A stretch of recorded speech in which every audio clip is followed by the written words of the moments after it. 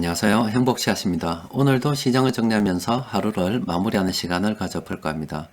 오늘 우리 시장은 코스피도 코스닥도 상승 마감했습니다. 코스피는 2.61%, 그리고 코스닥은 1.38% 상승 마감했습니다.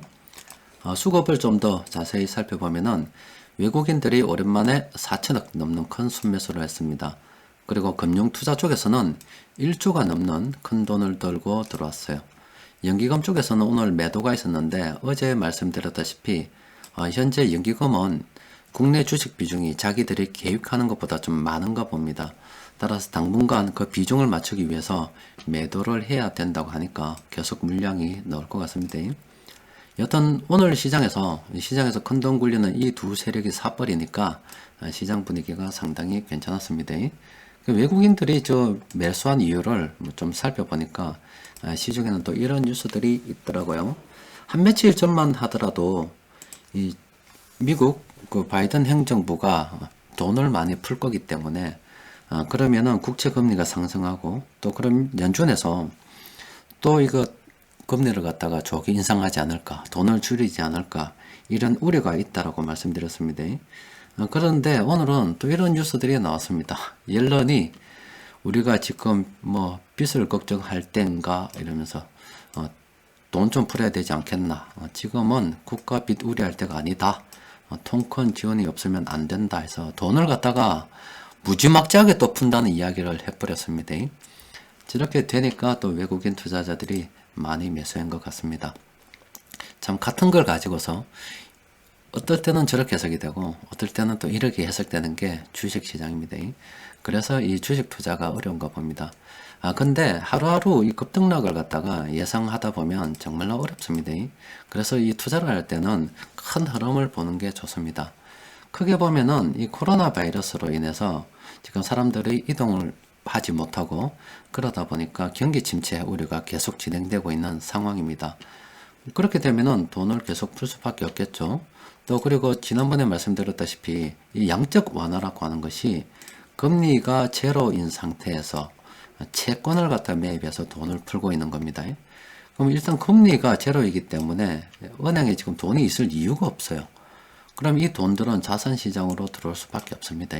또 이렇게 채권을 통해서 풀린 돈들은 부실 기업들을 좀 막는 역할도 하지만 이게 결과적으로 또 실물 경기에 돌아가기 위해서는 경기가 안 좋잖아요. 또 이 중에 또 일본은 또 이렇게 주식시장으로 또 돈이 있으면 들어올 수밖에 없죠. 따라서 뭐 주식이든 부동산이든 자산시장이 계속 좋은 흐름 이어갈 수밖에 없습니다. 또 그리고 우리나라 같은 경우도 또 이렇습니다. 올해 4월 달에는 보궐선거가 있습니다. 지방자치단체 선거가 있다 이 말이에요. 또 내년 또 이 무렵에는 대통령 선거가 있습니다. 이 선거를 놔두고서 과연 정부에서 돈을 갖다가 막 줄여버릴 수 있겠는가 이렇게 생각할 수도 있습니다.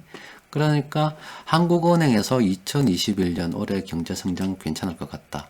또 OECD에서 다른 국가들보다 우리 한국은 경기 선행지수가 좋다. 그러니까 전망이 밝다.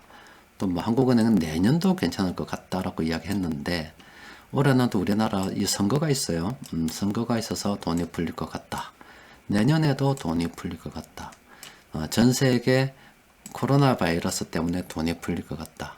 옐런이 또 돈을 갖다가 푼다고 한다. 이 전신에 돈 천지입니다. 그런데 금리는 제로 금리입니다. 거의 없어요. 그러다 보니까 자산시장 상승은 거품 논란이 있든 말든 일단은 계속 상승할 수밖에 없지 않을까 싶습니다. 그 주식 투자하는 사람들한테는 참 좋은 소식인데 주식을 투자하지 않는 분들한테는 계속 올해도 내년도 안 좋은 상황이 계속 이어질 수 있지 않을까 싶습니다. 오늘 시장 수급을 좀 더 살펴보면은 이 운송장비 업종 정말로 좋았습니다. 드디어 이 운송장비 업종이 시장 중심으로 올라서 뿌렸습니다. 좀 더 살펴보면은 뭐 기아차가 오늘 16.64% 올랐어요. 그리고 현대차도 오늘 8% 올랐고 이 큰 대형주들이 엄청나게 많이 올랐습니다. 시장에 나오는 뉴스들을 보면은 지금 이 현대차가 애플하고 뭐 전기 자동차를 만드니 안 만드니 그런 보도들이 나오고 있습니다. 그런데 현대차에서는 구체적으로 그 일정에 대해서 또 그 내용에 대해서 확인해 준 바도 없죠. 아무도 모르는 겁니다. 현대차 그 내부에서만 알고 있겠죠. 이와 관련해서 여러분들에게 몇 가지 말씀을 드리자면은, 우리가 그 투자 정보로 가는 거 있죠. 이 정보 면에서는 절대로 회사의 내부자, 또 우리가 뭐 경제 정책을 한다면은 정책 그 입안자들을 이길 수가 없습니다. 왜냐하면 여기서 정보가 생산이 되어 가지고 밖으로 튀어나오기 때문에 그렇습니다. 따라서 여러분들 그 주식 투자를 할 때 나는 투자 정보를 받아서 어디서 정보 받아 가지고 투자한다, 그런 거 있죠. 굉장히 위험합니다. 이 정보는 내부자들이 아는 거지, 내까지 전달되면은 이제 그냥 그거는 그냥 끝난 겁니다. 내까지 들어올 정보가, 자기 스스로 한번 생각을 해 보십시오. 자기가 뭐 현대차로 치면은 정말로 그 그룹 임원 중에서도 뭐 아주 실세를 가진 임원, 뭐 이거나 아니면 뭐 아주 가까운 친구거나, 그 정도면 몰라도 전혀 상관이 없잖아요. 근데 여러분한테까지 그런 뭐 희한한 정보가 들어온다고 하면 그게 뭐 제대로 된 정보겠습니까? 정보를 가지고 투자하는 것은 굉장히 위험합니다. 또 그렇다 보니까 이 지금 내부자 정보 뭐 이런 것들이 있잖아요. 가끔 이런 경우가 있습니다. 허위 공시도 막 허위로 만들어 가지고 이 처벌된다는 거 있죠. 이런 거 지금 이게 뭐 7일 전, 23시간 전, 3일 전, 2일 전입니다. 이 허위 공시라고 인터넷에 쳐보시면 주식시장에는 항상 있습니다. 항상 있어요.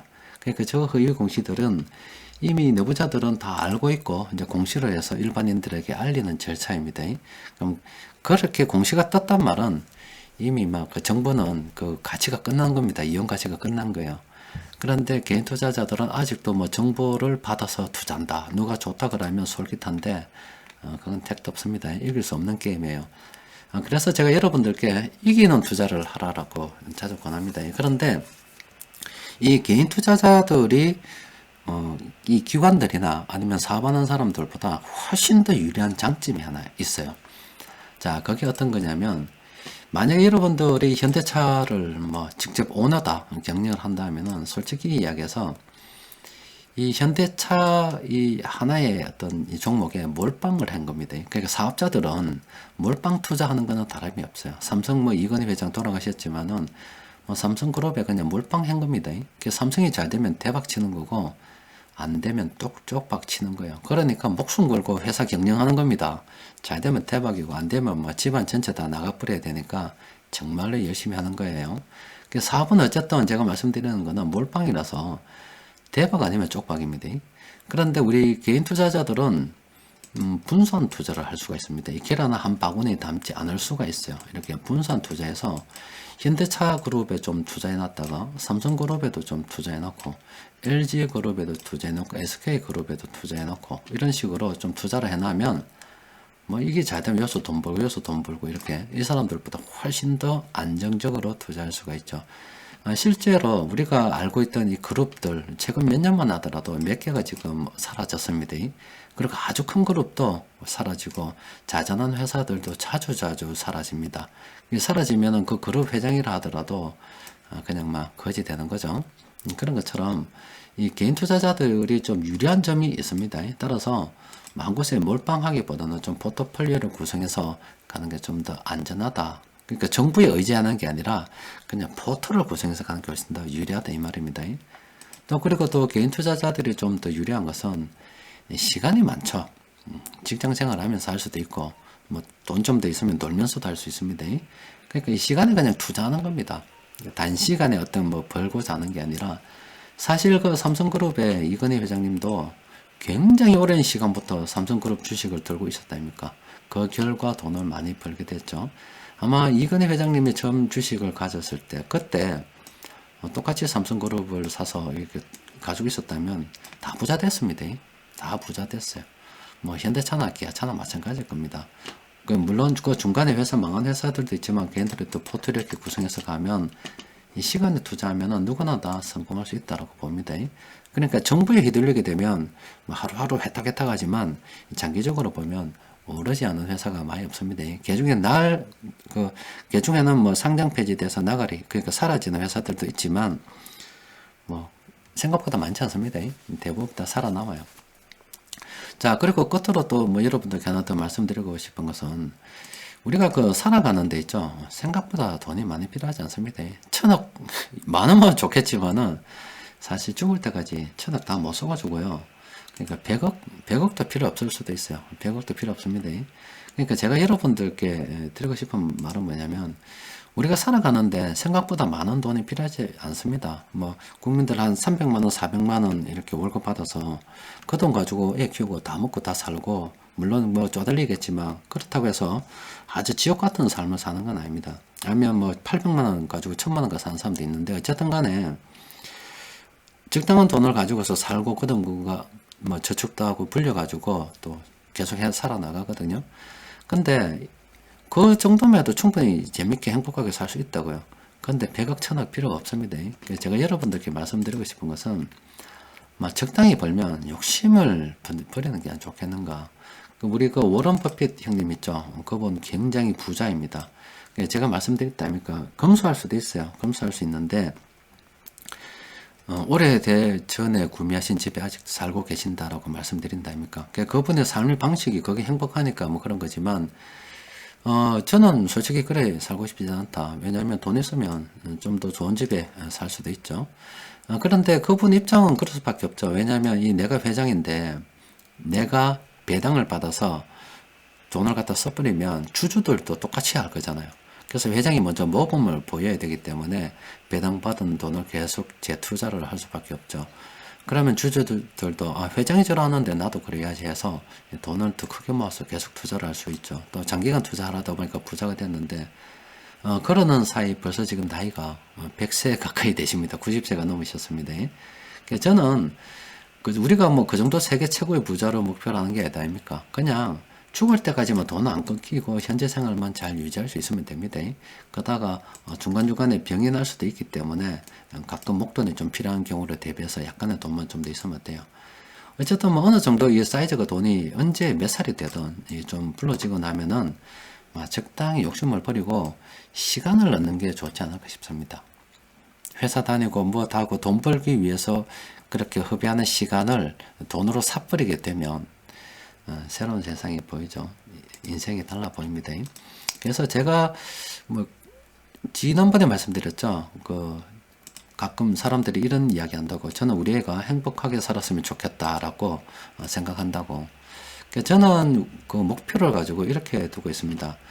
우리 집 애들한테 경제적 자유를 빨리 이루도록 교육을 시키는 걸 목표로 하고 있습니다. 그래서 가능하면은 최단기간 내에 경제적 자유를 얻을 수 있는 방법을 강구 중입니다. 따라서 지금 벌써 몇 년 전부터 투자를 갖다 계속 진행을 시키고 있고 현재 집에 애들은 투자를 진행하고 있습니다. 공부하면서 투자하고 있어요. 앞으로도 용돈 모이면 계속 그 투자를 진행해서 계속 돈을 벌겠죠. 게다가 뭐 걔들이 공부 좀 잘해서 좀 좋은 직장 아니면 뭐 전문직을 가지면 버는 돈이 좀 더 많기 때문에 투자금 중자촌이 커지잖아요.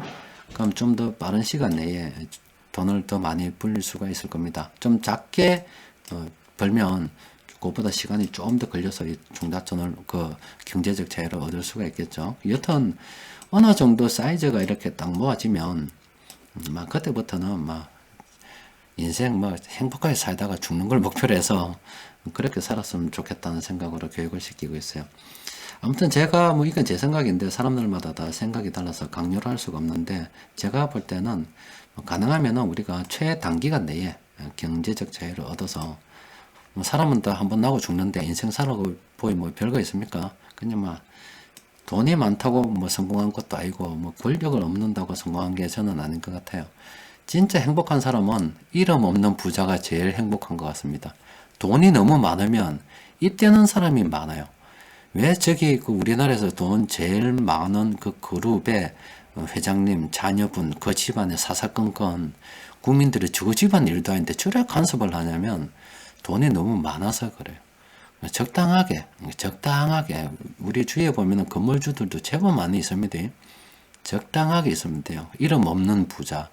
제가 생각할 때는 이름 없는 부자가 되어서 최단기간 내에 경제적 자유를 얻어가지고 막 인생 해피하게 살다가 빠이빠이 하는 게 좋지 않을까 싶습니다. 자, 어쨌든 시장 수급 좀 더 들여다봅시다. 오늘 이렇게 돈이 들어왔고요. 자, 수급 분석표 검색을 살펴보면은 오늘 시장에서 큰돈 굴리는 세력들이 공통적으로 매수한 종목이 22개 종목이나 됩니다. 이 종목들은 관심을 가지고 살펴봐야 되겠죠. 경기 민감주들도 상당히 많아요. 다 중요한 종목들인데 이 중에서 우리가 좀 조심해야 되는 종목들이 있습니다. 살펴보면은 이 SKC라는 종목은 그동안 많이 올랐습니다. 참모들이 2019년도부터 매수를 했어요. 지금 매도 진행 중이기 때문에 이 종목은 좀 조심해야 됩니다. 그리고 해성 DS라는 종목도 지금 참모들이 이때 매수해서 매도 진행 중인 상황이기 때문에 지금은 좀 조심해야죠. 접근 안 하는 게 좋습니다. LG 이노텍도 마찬가지고 두산 인프라코도 좀 어중간하죠. 그리고 현대 위아도 지금 많이 올랐습니다. 지금 현대차 그룹 종목 중에서 가장 늦게 올랐는데 이게 제일 오르지 않았습니다. 갑작스럽게 이렇게 올라가지고 날아가 버렸습니다. 제가 아시는 분도 이거 지금 한 100% 넘게 수익이 있으시더라고요. 그래서 현대위아는 지금 고점권으로 분석이 되고 참모들이 매도 진행 중이기 때문에 요거는 좀 조심해야 됩니다. 보유하고 계신 분들은 뭐 분할 매도 내지는 좀 더 보유하다가 적당한 시기에 정리하는 그런 계획을 세워야 되겠죠. 자, 녹십자도 많이 올랐습니다. 그리고 기아차도 지금 이제 고점권으로 분석되기 시작했습니다. 현대차 그룹에 있는 종목들 하나하나 고점권으로 접어들고 있기 때문에 지금 현대차가 F라고 뭐 어떤 자꾸 이야기가 나와도 지금 들어가는 건 솔직히 늦지 않겠는가. 사실 현대차, 기아차 뭐 이런 관련 종목들은 우리 가치투자연구원에서는 3년 정도 전부터 이야기를 했고 또 그리고 이 마감 시황 그리고 뭐 장중 시황을 통해서 상당히 오래 전부터 이야기를 했습니다. 그래서 그럴 때 분할 매수를 생각했었어야지 이제 와서 이렇게 매수하고 하는 건 아닙니다. 이미 들고 계셔야 된다 이 말이에요. LG 상사도 지금 접근하기는 좀 그렇죠. 그럼 그 나머지 종목도 이 종목도 제외하고 그 나머지 종목들은 제가 좀 더 살펴보겠습니다. 좀 더 살펴보고서 쭉 정리해보고 괜찮은 종목이 있으면 내일 장중 수급 분석 시간에 정리해 드리도록 하겠습니다. 자, 오늘은 또 여기까지 정리하도록 하겠습니다. 이상입니다.